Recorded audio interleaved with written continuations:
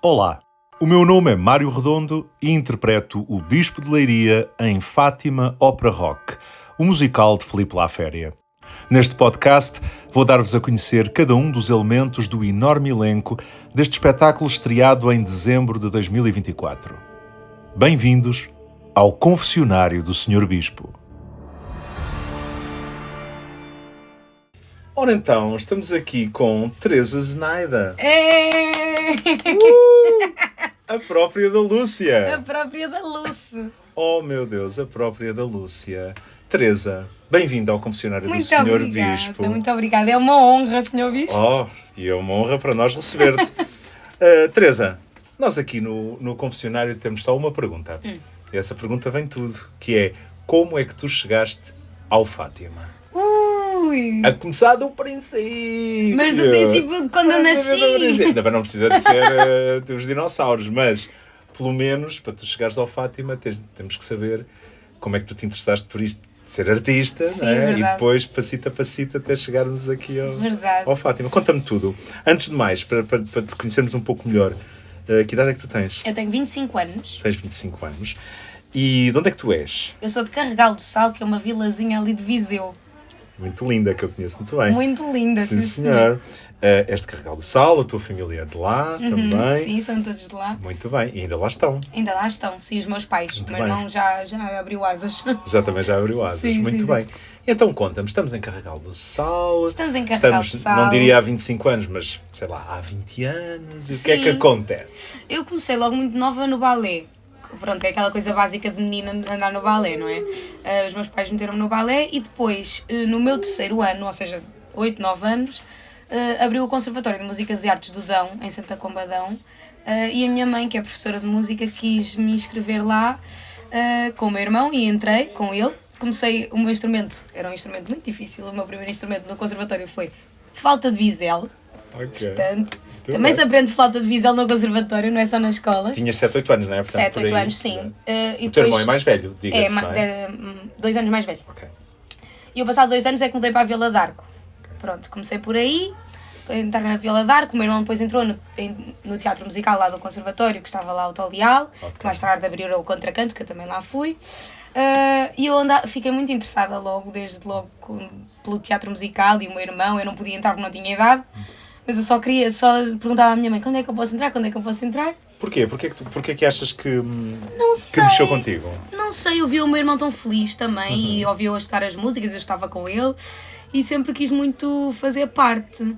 Lembro-me que quando entrei fiquei muito contente, achei que, mas nunca achei que era por aí que ia... Ou seja, quando entraste, porque efetivamente acabaste por entrar também para a parte de teatro musical. Sim, exatamente. Do Conservatório de Santa Combadão. Sim, ainda lá estive uns 4, 5 anos. Ok.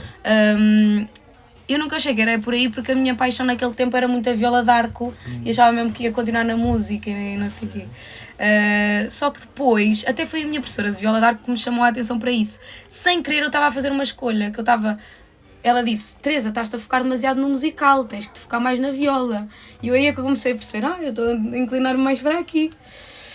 Mas depois do conservatório fui para a Contracanto, também com o Tolial e com a Sandra, fazer muitos musicais, onde fizemos o Jesus Cristo. É verdade, fizemos o Jesus Cristo Superstar. Pronto, para quem não sabe, a Contracanto foi uma associação cultural que surgiu também lá em Carregal do Sal. Exatamente, sim.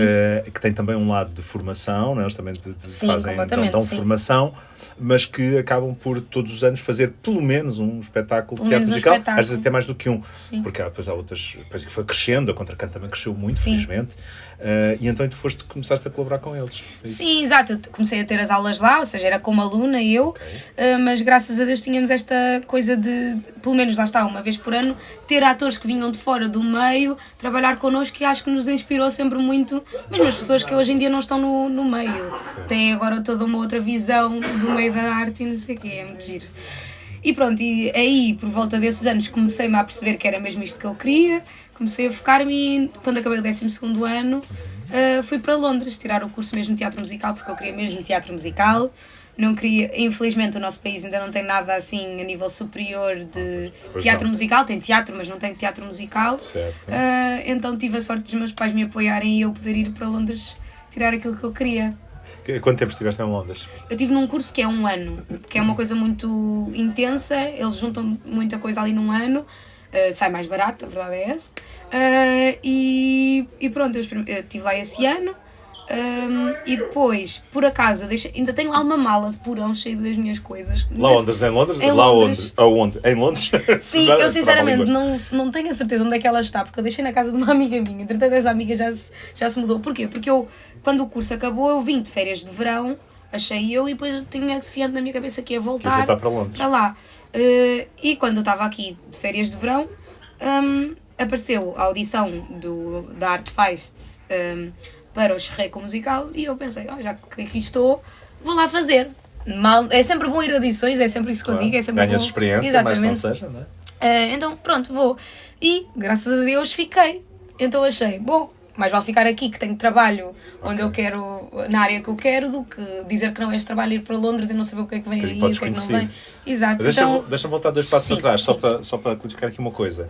Então, quando tu vais para Londres, não é? Quando acabas o 12º ano e vais para Londres, dirias que já estava mesmo muito claro na tua cabeça que era esta a vida que tu ias pelo menos tentar ter? Sim, quando fui para Londres já estava muito ciente. Decidido, não é? Estavas muito ciente disso. Sim, aliás, eu fiz os exames, as audições para as escolas antes de serem os exames de 12º ano de Histórias Ás e essas coisas, e eu já sabia que tinha entrado. Eu já fui fazer os exames de 12º ano a saber que eu não precisava daquilo para nada. Mesmo assim, tentei estudar e não sei o quê, mas já tinha isto muito, muito assente na minha cabeça que era isto que eu queria. E os teus pais, como é que reagiram a essa decisão, no fundo? Os meus pais reagiram muito bem, os meus pais apoiam muito nesta vida. Acho que a minha mãe sempre com um bocadinho mais de preocupação, porque pronto, a nossa vida é um bocadinho instável,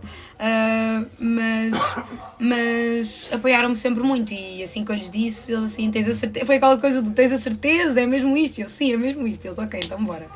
Apoiaram muito, sim. Continuam a apoiar-te até hoje, não é? Até hoje, já vieram ver o Fátima 5.000 vezes. Exato. Fantástico. Então vamos voltar mais ou menos onde tu estavas, cronologicamente, não é?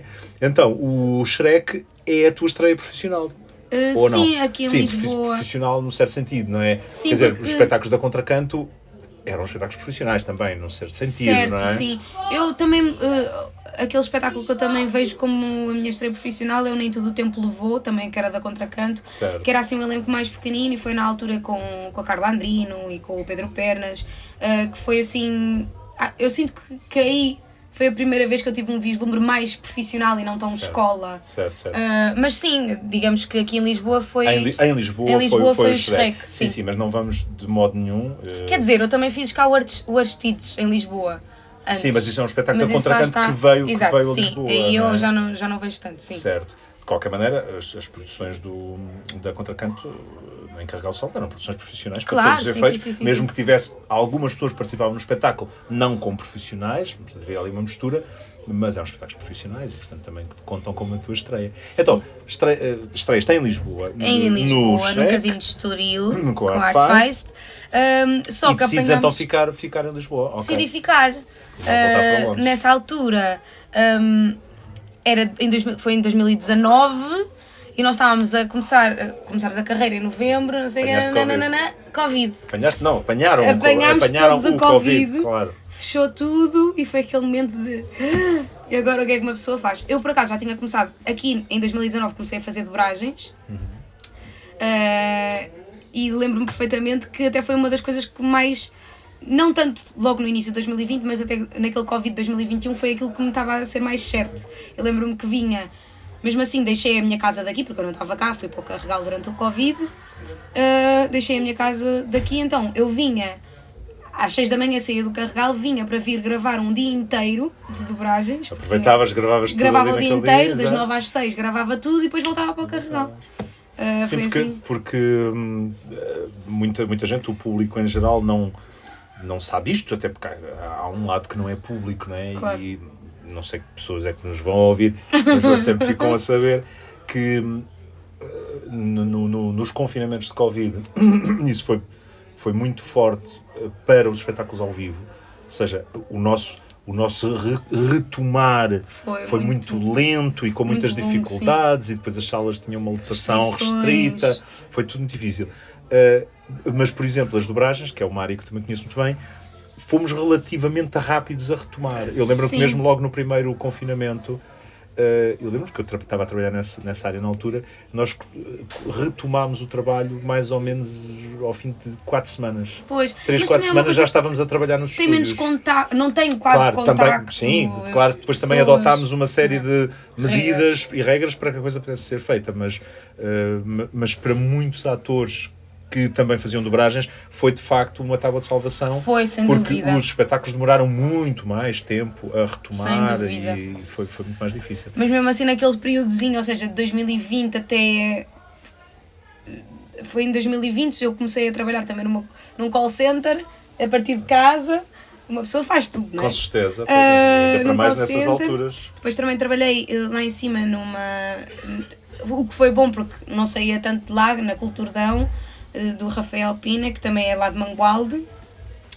Também fizemos uns espetáculos, também sempre com muitas restrições e coisas, não sei o quê. Ou seja, depois o meu voltar a Lisboa foi um bocadinho longo. Certo. Mas... Depois porque entretanto tinhas voltado mesmo para o Carregal, com essa história toda de Covid e não sei o quê. Depois... Então, antes de continuarmos daí para a frente, e com o teu, entre aspas, regresso a Lisboa e as coisas que venham daí, e voltar também 1 ou 2 quadradinhos atrás para te perguntar, e tu eras espectadora de teatro, assim, em pequena, mesmo com as limitações entre aspas, de estares em Carregal, etc. Isso, sim, ou seja, eu lembro-me perfeitamente de nós vermos muito aquilo que ia lá. Infelizmente, na altura em que eu era pequena, eu sei que não sou muito nova, muito velha. Muito grande. Ainda é muito grande. Grande em todos os sentidos. Não, és grande em talento, calma. Muito obrigada. Mas não sou muito velha, mas eu lembro-me quando eu era pequena não havia muito teatro lá.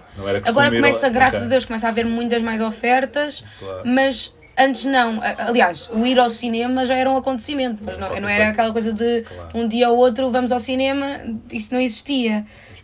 Mas eu lembro-me de ver muito, lembro-me de ver as revistas todas que passavam do Parque Meyer, na televisão eu via muito, lembro-me de ver com os meus pais, eles, lá está, a minha mãe também sendo professora de música, mostravam-me bailados e coisas, não sei o quê, tínhamos muito isso. E nessa altura, mais que não seja também através da televisão, que é um meio importante de divulgação, nessa altura já tinhas noção do Politeama? Do que era o Politeama, do que era o trabalho do eu acho que a primeira vez... Aliás, a primeira peça, por acaso isto é uma grande coisa para se dizer e estava-me a esquecer, a primeira peça de teatro musical que eu vi ao vivo foi o Música no Coração, no Porto, há muitos, muitos anos atrás, já não sei há quantos anos atrás, que fui com a escola da minha mãe, eu nem era para ir. Só que era uma visita de estudo e a minha mãe ia ver e eu assim, mãe, eu quero ir. E então fui lá. Ou seja, não foi o Politeama, mas foi o trabalho do Tu não imaginas a quantidade de... Eu já fiz várias destas entrevistas, já fiz mais de 10. Não imaginas a quantidade de pessoas para quem o Música no Coração foi um espetáculo charneira, absolutamente charneira. Ou porque fizeram, ou porque viram. É isso. Não imaginas? É muito engraçado. É porque também acho que pessoas de todo o lado... de todos os géneros, estás foram a perceber? A 2 polos. É muito engraçado. Acho que a Música no Coração teve aqui em Lisboa, teve ali no Porto, ou seja, chegou a muita gente e depois lá está, é um espetáculo que toda a gente vê, pelo menos todos os natais. Sim, toda a gente sabe a que é que se refere. Exato. Eu lembro perfeitamente de ter ido com a minha mãe ver e com a turma dela, que eu já nem sei como é que eu fui lá parar, mas fui ver e foi o primeiro espetáculo que eu vi assim de grande dimensão. Ao vivo que te lembras que te tenha marcado, exatamente. Sim, de grande dimensão foi esse o primeiro. Sim. Muito bem, já tens aqui uma ligação muito engraçada. Sim, é muito giro. Boa. Nem me estava a lembrar dessa. Ainda bem que lembraste. E então, voltamos onde estávamos há bocadinho, que é, está a acabar o Covid, não é? Estão a acabar os confinamentos, tu estás lá em Carregal. Eu estou com um pé no Carregal, um pé aqui, também por causa das dobragens e não sei o quê. Até que mandaram uma mensagem da Grow Up Produções, da Joana Cunha, que me propôs um trabalho. Eles diziam que conheciam o meu trabalho de alguma maneira e que queriam muito que eu fizesse espetáculos. Eu, claro que sim, não é? Também já conhecia o trabalho deles porque já tinha visto outros colegas meus a fazerem trabalhos com eles. E pronto, e comecei, chamava-se É Natal Outra Vez. E comecei a fazer espetáculos com eles, que fiz esse e depois comecei... aqui em Lisboa. Aqui em Lisboa, sim. Estreámos ali na Boutique da Cultura. Depois desse fui para a Camarote Produções e também com com a Grow Up estavam um bocadinho misturados, porque eles estavam a fazer um espetáculo semi-juntos, e depois com a Camarote também fiz a Alice no País das Maravilhas, foi começando a fazer assim estes espetáculos, e de repente chega a audição do Maria Vitória. Eu vi publicarem aquilo no Instagram, a audição, e eu tinha visto a revista, sinceramente, só na televisão. Mas eu achei mesmo de um sítio humilde, eu não sou atriz de revista, no sentido de, eu não sei o que é fazer a revista. Há regras, há regras para fazer teatro musical e coisas que é preciso saber. É um estilo próprio. É um estilo próprio, e eu não conhecia a fundo, achava que não seria para mim, até que o Flávio Gil, que estava a encenar nesta altura a revista e também é o dono da Camarote, me disse, não, mas vai à audição, e eu assim, ok, fui, correu bem ou mal, deve ter corrido bem que eu fiquei.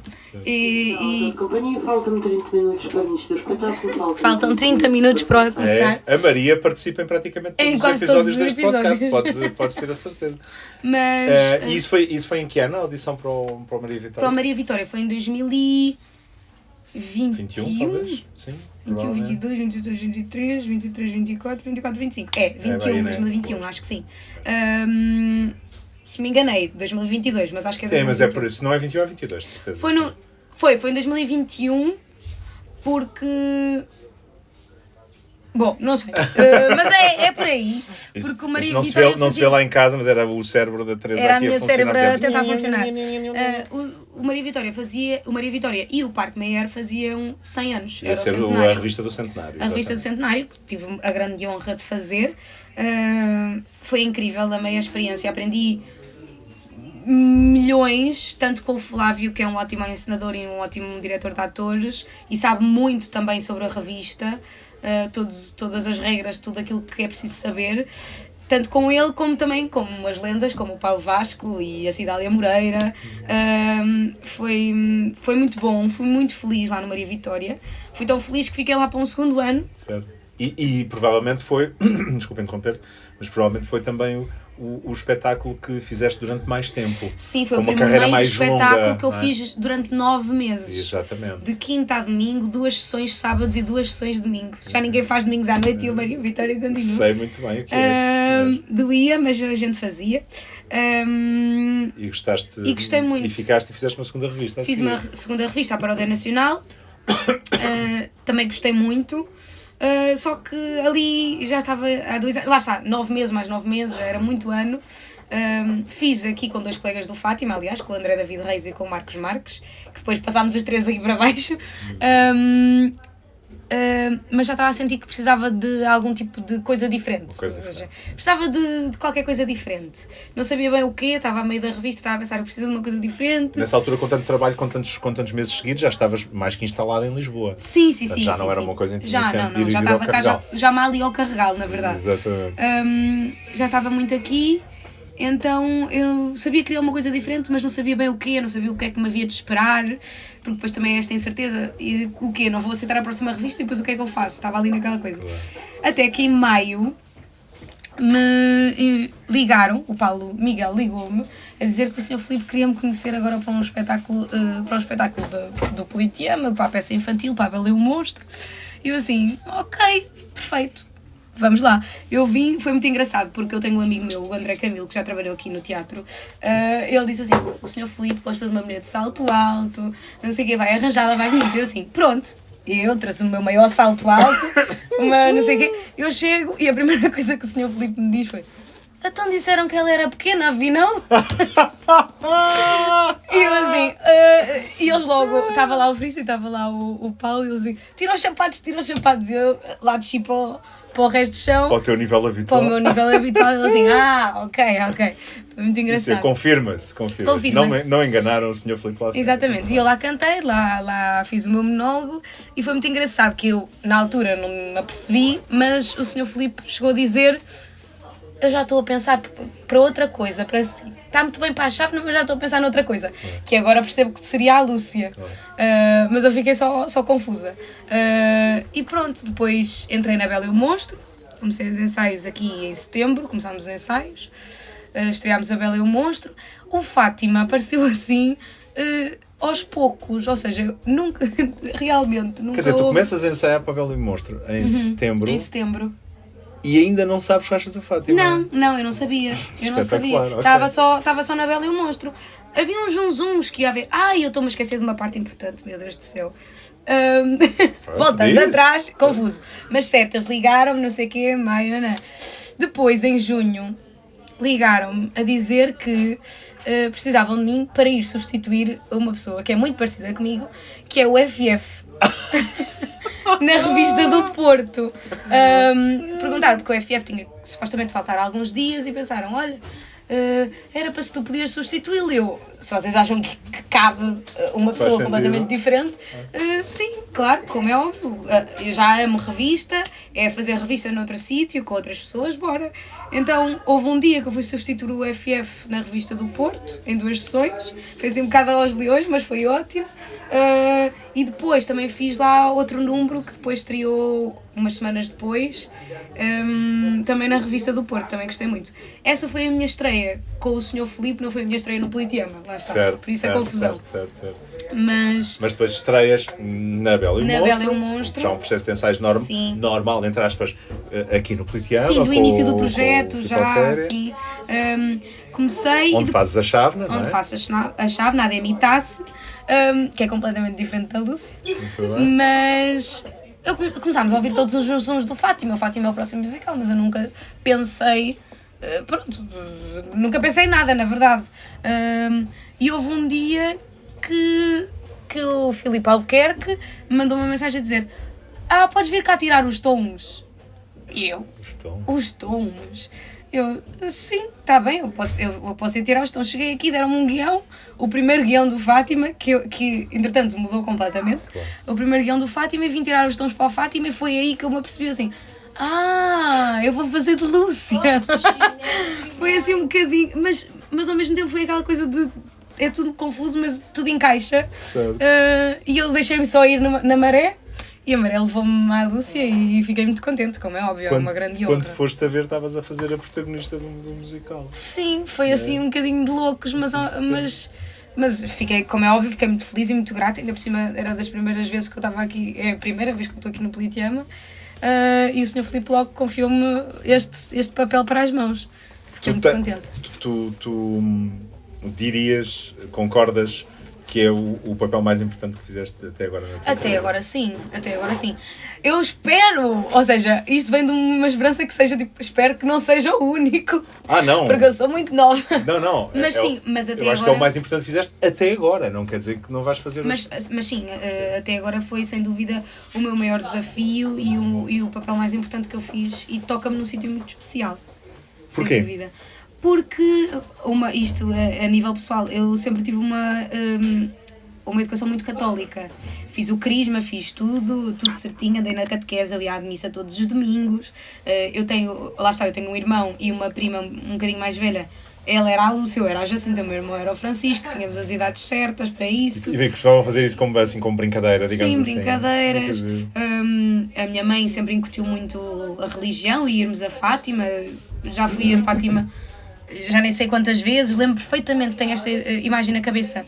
Houve um dia que nós fomos num 13, não foi num 13 de maio, porque era muita confusão nos 13 de maio, e lembro-me que não era assim tanto, há de ser num 13 de julho, num 13 de agosto, que eu lembro-me que era quando nós estávamos de férias, e houve a procissão do adeus, e eu lembro-me que era muito novinha, ainda não percebia bem o que é que estava a acontecer, tanto que era a procissão do adeus, e via as pessoas todas com os lencinhos brancos, a dizer adeus à senhora, e eu pensava na minha cabeça que era: a senhora vai-se embora, nunca mais volta. E lembro-me de chorar copiosamente no santuário, porque eu achava mesmo, pronto, isto acabou, vão fechar esta zona, esta já não é preciso que a senhora vai-se embora. Pois é, a senhora da procissão do adeus, adeus, virgem, mãe, eu assim, pronto, vai-se embora. E lembro-me perfeitamente de chorar nisto, e de alguma maneira me tocou tanto. E é muito engraçado a minha vida me ter levado trazido a este papel. Sim, é muito giro. E toca-me muito, sim. Pois, percebo isso perfeitamente. Tu tens noção... no outro dia disse isto ao teu pai e à tua mãe, em conversa. Tu tens noção... É normal que não tenhas, porque não tens que ter esse olhar também exterior sobre ti própria. provavelmente o Filipe Laféria, eu não vou ao extremo de dizer que ele não faria o Fátima. Sim. Mas provavelmente o Fátima não correria tão bem para ele se tu não existisses. No fundo são as tuas características físicas combinadas com as tuas qualidades enquanto intérprete. Ou seja, o facto de tu seres uma atriz já madura no sentido que és formada, sabes o que estás a fazer, portanto tens é diferente, claro. Tens uma maturidade que não é a maturidade de uma criança, como é óbvio, em palco, não é? Na gestão da tua performance. Já tens 25 anos. Por outro lado, tu facilmente pareces uma criança devido às tuas características físicas, seres de facto pequena e com muito pouca caracterização, consegues ser credível no papel. Mas é um papel muitíssimo exigente em termos artísticos e até em termos eu diria, da endurance do performer. Sim. E, portanto, se calhar, se não existisse uma Teresa Zenaida, eu não sei até que ponto é que existia este espetáculo. Sou sempre sincero. Obrigada, Mário. Por acaso, nunca pensei muito nisso. Não tenho essa noção, nem tenho essa consciência, mas fico muito grata por achares isso. Acho que também vem de... Todos nós já ouvimos a frase do todos nós somos substituídos e todos nós claro. Isso é verdade. Não há ninguém insubstituível. Isso é absolutamente verdade. Mas também é verdade que muitas das coisas na nossa carreira, quando trabalhamos nesta área de artística e mais que artística também da performance para os outros, fala-se muitas vezes em sorte. E eu acho que muitas vezes a sorte não é bem sorte, é timing. Sim, percebo. É timing e conjugação de coisas.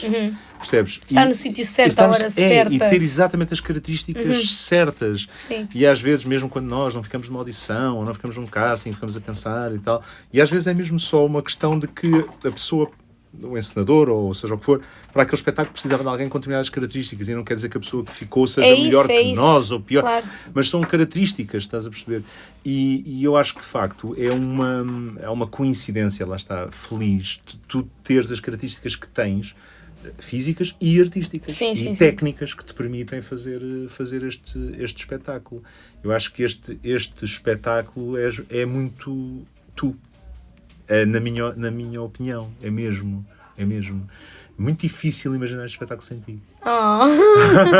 Verdade, obrigada, Mário. Verdade. Obrigada. Acho mesmo. Fico muito feliz. E acho muito natural que tu, neste momento, se calhar nem tenhas muito essa noção. Não tenho. Mas se calhar daqui a 5 anos vais ter mais. Sim, exato. Sim. Para trás. Eu estava mesmo ali, era o sítio certo. Para eu estar a fazer aquilo. E ainda bem, é ótimo, porque é um dar e receber. Tu dás ao espetáculo, o espetáculo dá-te a ti. Sim, é maravilhoso. De algum modo. E assim chegámos ao Fátima. Chegámos ao Fátima. Neste percurso que trouxe Teresa Zenaida até ao aqui. Fátima. Não escuso de perguntar, porque sei a resposta, e toda a gente percebeu, tu pretendes continuar a ser atriz, não é? Sim. Nada até agora na tua vida te contrariou o teu plano, não é? Te contrariou a tua vontade. Se tudo correr bem, hei de continuar. Exatamente. Gosto de muitas vertentes da arte, mas a minha principal paixão é mesmo ser atriz, sim. E cantar. Sim. E cantar, sim, isso depois também está aliado. Foi uma coisa que surgiu um bocado na tua vida quase também naturalmente, não é? Tu estavas com a Viola d'Arco. No conservatório, andamos no coro e temos área de projeto e não sei o quê, cantamos logo todos. Olá Maria, mais uma vez. 15 minutos. 15 minutos. Estamos quase a acabar. 15. Portanto, já cantavas, não é? Sim, cantava no coro e não sei o quê. Foi sendo uma coisa que foi ficando. Sim. Olha, muito bem. Eu acabo sempre estas entrevistas com uma pergunta, que é igual para todos, que é... O que dizem os meus olhos? Não de todo. É muito mais simples, de um certo modo, que é, sem qualquer constrangimento, lá está, de idade ou até de género, se tu, num universo paralelo, se tu pudesses interpretar outra personagem deste musical, qual é que seria? Assim na loucura. Assim, a primeira que me vem à cabeça é o administrador. Bem. Eu adorava. Sim, também é um grande papel deste É um deste grande espetáculo, papel. sem dúvida. Também tem aquela coisa do eu adoro, lá está, aquela coisinha de ser o mau, não é? O mau entre aspas da história. Sim. Mas é um vilão complexo, não é? Um Porque vilão muito complexo, um vilão que porque passa ele não é por... mau, Não. ou seja, não vem de um sítio mau. Eu acho que isso ainda é mais... Tem ali um conflito dramático Exato. muito grande, não é?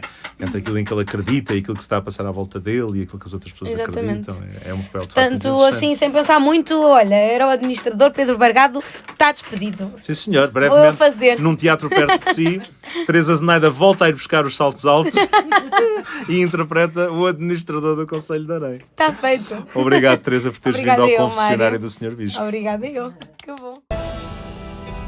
E assim termina mais um episódio do Confessionário do Sr. Bispo, um podcast informal e artesanal com a melhor banda sonora possível.